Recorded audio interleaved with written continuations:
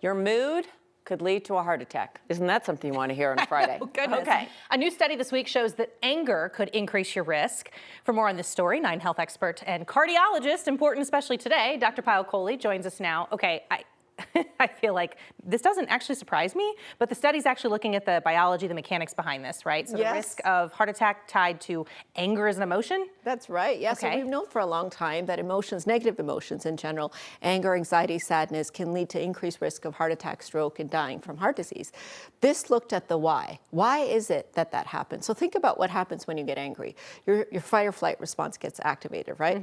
Your sympathetic nervous system kicks in. So your blood vessels are supposed to open up to allow blood to flow to your vital organs so you can get into that fight with a bear or whatever it is that's making you angry. What happens in people in this study, they found healthy people, they split them into 4 groups. Reading just regular words, reading words that made them angry, reading words that made them anxious, and words that made them sad. Only the anger group had problems with how their blood vessels dilated. And get this, it didn't happen right at the time you were angry. It peaked about 40 minutes after your anger subsided. Oh. Because you let it simmer a little bit. That's right. So anger is causing disease, and it's causing disease in our blood vessels.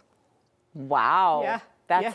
well, you know, I mean, we've talked with you multiple times and you talk about stress, what it does to our heart. And we talked about people that have died of a broken heart, if you will. But this falls into that category? It does. So we looked at the blood vessels. There wasn't actual damage to the blood vessels, but the way they were functioning was problematic. Now, as you said, Kim, it's the stress hormones as well. It's the fact that you have inflammation that gets triggered from stress. It's the fact that you have blood clots that get triggered from stress. And stress doesn't just affect your blood vessels. It affects your breathing.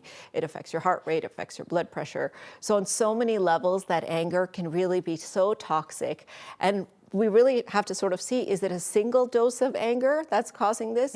Is it cumulative doses of anger that's causing this? And does your threshold for the anger to get toxic change over the course of your life? In other words, as you get older, develop disease, your blood vessels are already not working as well, are you more susceptible to the effects of those? Because some people run hot. Let's just be honest. They just run hot. Yeah. Their whole life, they run hot. They do, and in fact, it's interesting. There's studies out there that looks at those type A personalities, the ones that are ambitious and driven and very time conscious, and they have a higher risk of cardiovascular disease as well. It's really easy to say, okay, deep breathing, Yes. calm down, Right. but perhaps you could make some lifestyle changes if you know this about yourself. Very much so. In fact, talking about studies, there's actually a study looking at heart attack patients that had the worst kind of heart attack, and they randomized them to behavioral therapy, doing some of those lifestyle changes to control their anger, to really get into anger management, and others who didn't. And what they saw was reversal of a lot of these effects on blood vessels. So it's really important to know that managing your anger and realizing that anger evolved to protect us. But today, all it's doing is hurting us. It's just toxic in every way.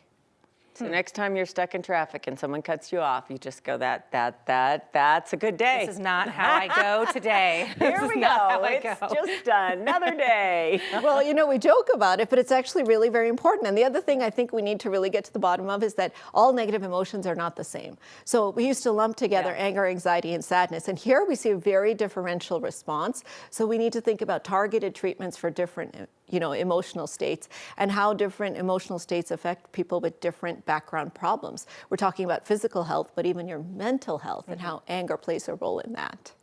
Super interesting. Okay, well, have a lovely weekend. Relaxing. Dr. Kohli. Try not to get angry at Soothing. anyone. Hope it's a great drive home. You're waiting in line at King Soopers, you smile about it. That's right.